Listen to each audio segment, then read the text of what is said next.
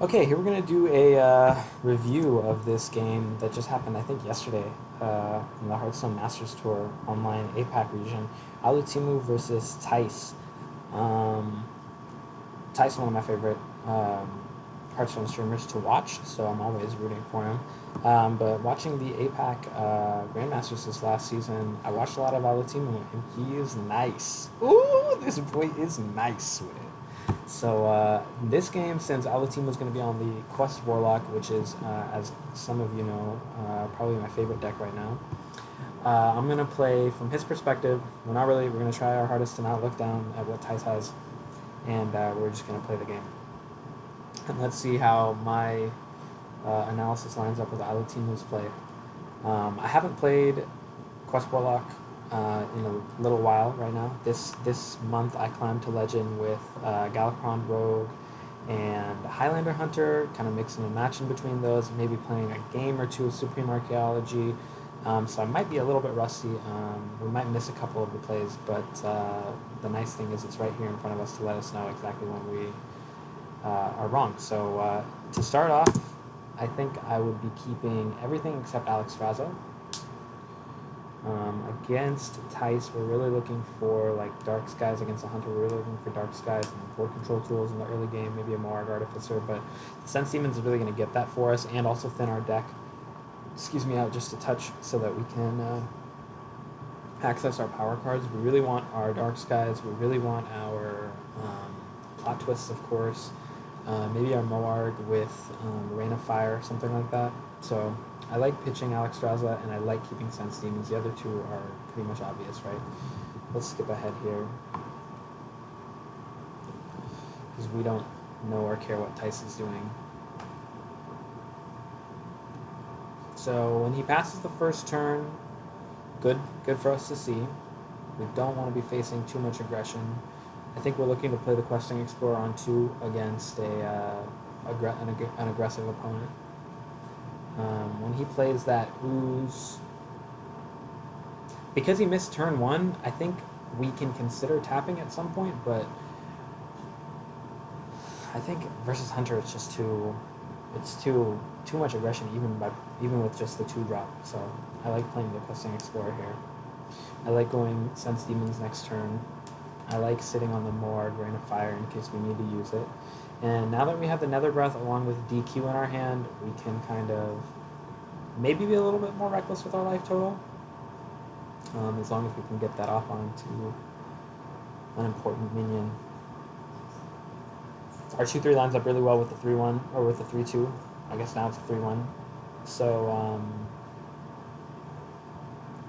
we're happy to play that. It plays a little bit around.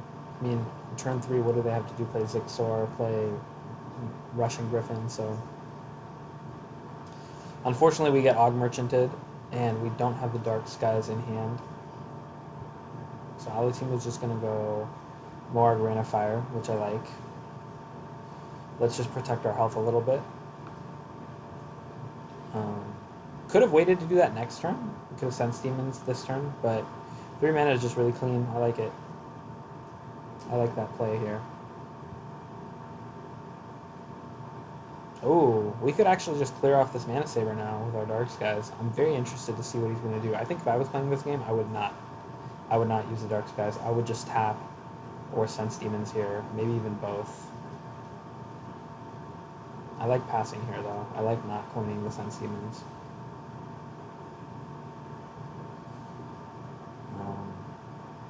Just because coin makes our Dark Skies fatter, it gives us a... I mean, I guess if you coin Sense Demons, it's not making the Dark Skies fatter, but it's giving us flexibility to do more things on upcoming turns. I guess Alutemu was thinking, what does Thijs want to do for 6 mana next turn?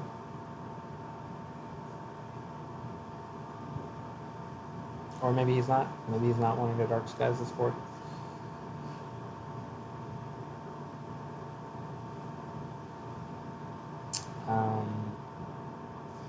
Okay, you know what? Maybe I wouldn't pass that turn. Maybe I would have Sense Demons as well, because you really need to get to your Plot Twist. Thijs hasn't put on too much pressure in the early game that we haven't been able to stave off. So we're actually in a pretty decent position against Hunter going into our turn 5 now. maybe we don't care so much for the flexibility. Maybe we just want to get to our plot twist so that we can get our quest online and start winning the game. So I like that. I like the sense in this fight.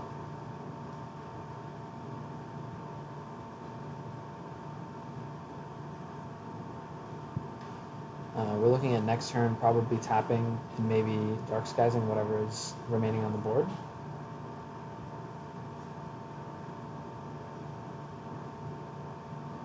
But with this, it looks like we can't. Oh.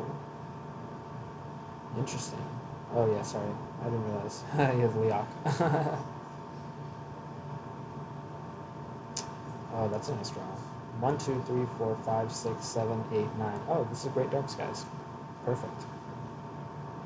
Perfect, perfect. So clean. And we have a plot twist in hand for next turn. Ooh, probably a perfect draw would be Broodmother, because I think we have to plot twist next turn. And then ideally probably have to hit the dark skies to clear this 3-5. Maybe Alutemu is just going to Moarg Nether Breath this though, because we really can't let it get too out of hand. And because now we have the Whirlpool. It's kind of nice.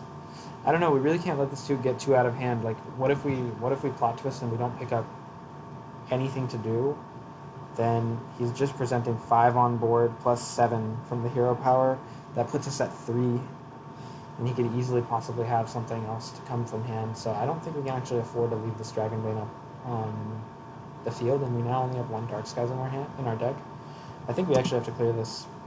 I think we're probably going to go more Nether Breath and then ping the 1 or Mortal Coil the 1/1. You can even start with Mortal Coil in the 1/1 right now and see if you draw into anything more useful. Although once we do that, I don't know if we're going to want to.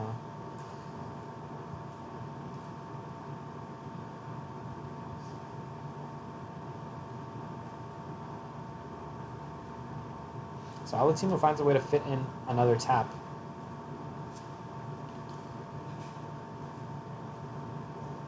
Which I think is a little bit, it's a little aggressive, but, you know, Thijs' hand is empty at this point. He only has 3 cards in hand. So hopefully we're in a good position. I think I like it. I like hitting the tap button.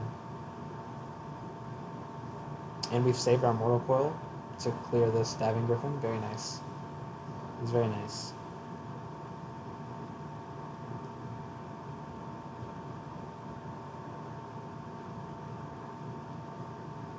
Thijs holds the last charge.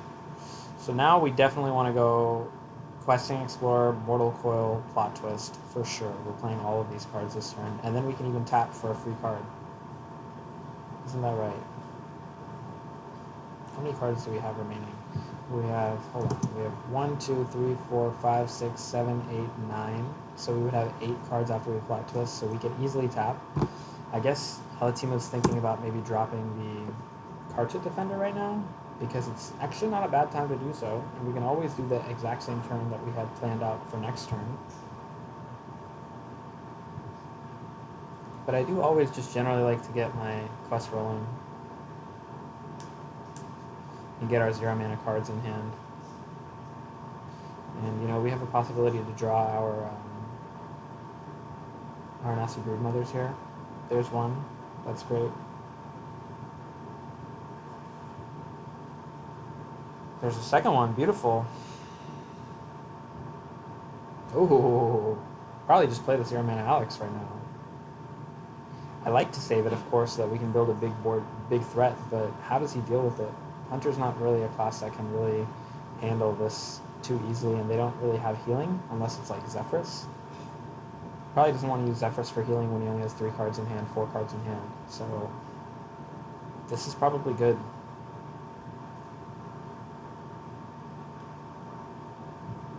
This is probably pretty strong. The only thing is you like to play it with something else, like next turn with the Arnasi Broodmother or something, so that if he actually does have to clear, the Zephrys to clear, it's tougher for him to clear. But, I mean, as we can see in Thijs' hand, he does have multiple ways to deal with this 8/8. He could face his Corruptor, he could just Zeph it out of the game.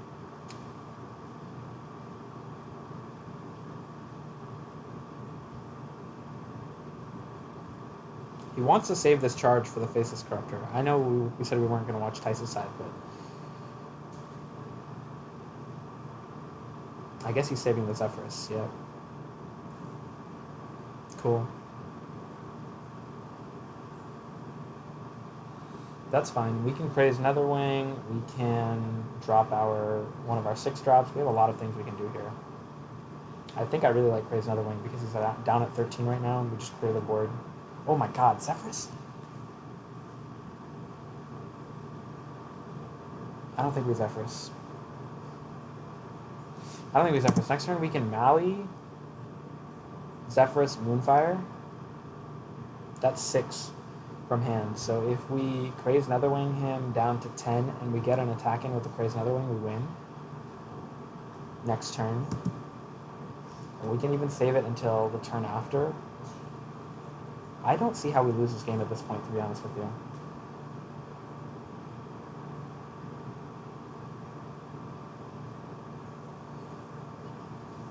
And you know, I think this all comes down to that crucial turn 3 play of clearing the board with the Moarg Artificer. I think it's really easy in the early game to get sucked into like, let's draw cards and let's be a little bit greedy, and you know, I'm gonna get Arnasi Broodmothers off my draws, so off of my Sense Demons, so let me take some damage to the face to enable me to get some healing off of that. And Alutemu just cleared it up right away. He was playing very, very aggressively clearing Thijs' early game, and it really helped him open up into the mid game with a high health total and a lot of options at his disposal. I think it was really well played by Alutemu. I think that turn in particular was quite crucial. Now Thijs has to use the Zephyrus, I think, because the threat of 5 damage to face plus like burn damage from hand is just way too strong. This has to be cleared, and it doesn't seem he has any way to clear it without using the Zeph. I think he's thinking of what does he want to get off the Zeph, because doesn't it just feel so bad to have to use it for a Shadow Word death?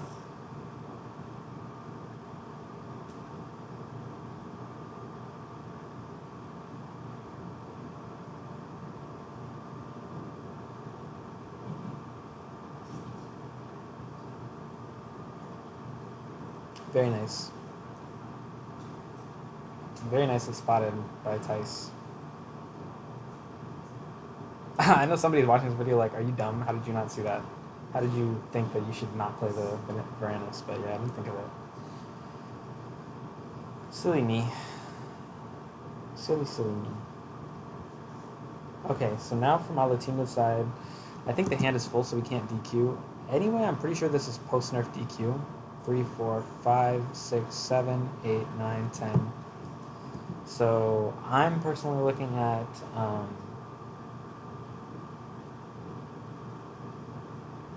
probably a Craze Netherwing. If you play Craze Netherwing and then use Zeph, what does Zeph give you? I can Eviscerate to clear the Varanus. I don't want a Zeph, you know? I want to save the Zeph for my Mally. I mean, next turn, Mally plus Zeph wins the game, as long as we Craze Netherwing this turn. So I really would like to Craze Netherwing this turn. But then again, we also have the Soulfire, so Mally kind of already wins unless you discard the Zephyrus off of the Soulfire next turn. But I like hitting the Craze Netherwing button. It's only 10 damage to us total. It puts us down to... Oh my, what is this? Okay, yeah, this just wins too.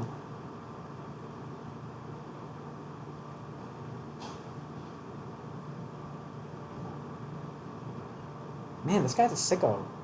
And as you can see, I'm rusty. I didn't see that. And I have absolutely learned one of the things that you need to absolutely know with this Warlock deck is when you get a chance to win the game, take the chance to win the game.